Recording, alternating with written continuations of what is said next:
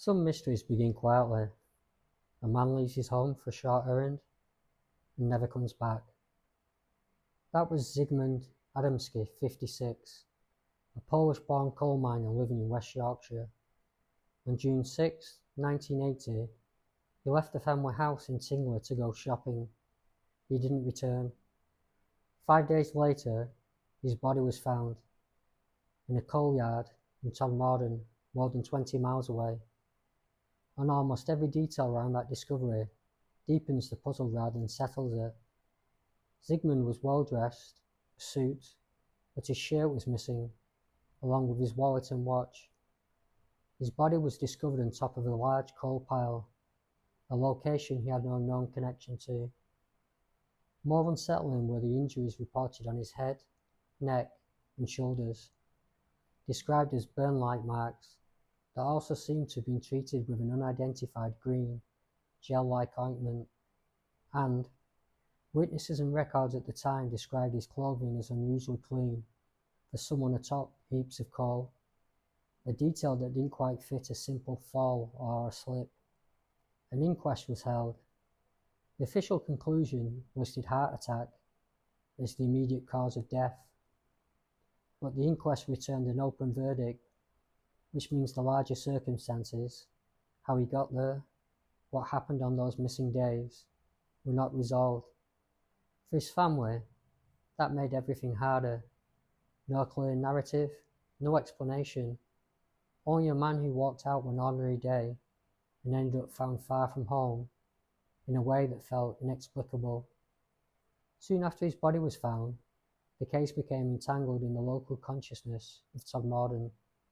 That year, in 1980, was also the year that a local police officer, PC Alan Godfrey, would later report his own unusual encounter in the area.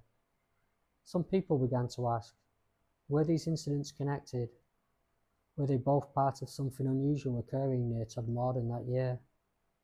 Those ideas sit in the fringe of this narrative, not part of the official record, but part of the mythos that has grown around the case.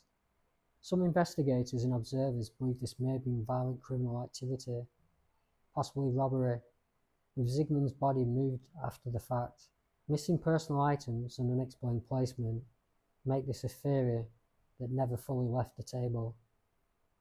Another idea suggests Zigmund could have suffered a medical emergency elsewhere, then ended up on the coal yard, perhaps moved by someone who didn't know where else to take him. A heart attack as a physical cause doesn't contradict this possibility.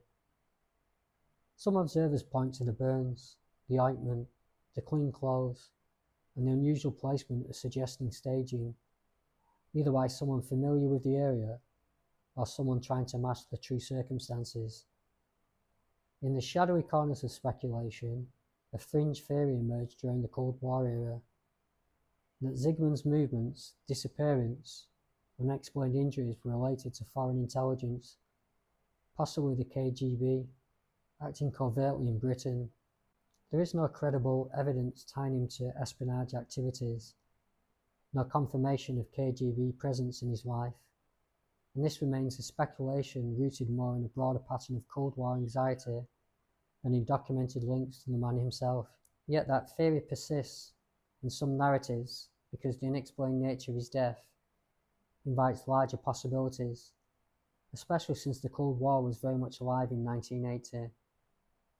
Some UFO researchers and fringe commentators have tied the Adamski case to anomalous phenomena because it occurred in the same year and region as other unusual encounters, including the later reported experience of PC Alan Godfrey.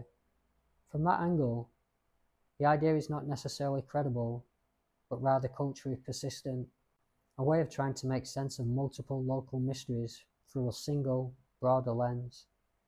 Importantly, nothing in the official record confirms an extraterrestrial abduction link, only that the lack of explanation leaves space for such ideas to be attached by some researchers and commentators. The key thing to remember is this: none of these theories are confirmed, none have enough evidence to close the case. What we do have are facts. A man gone missing for 5 days, found in a location he was not known to have reason to be, with missing personal items, with unusual injuries and treatment marks, with no clear explanation of what happened between departure and discovery, and an inquest that settled on cause of death, but no circumstance.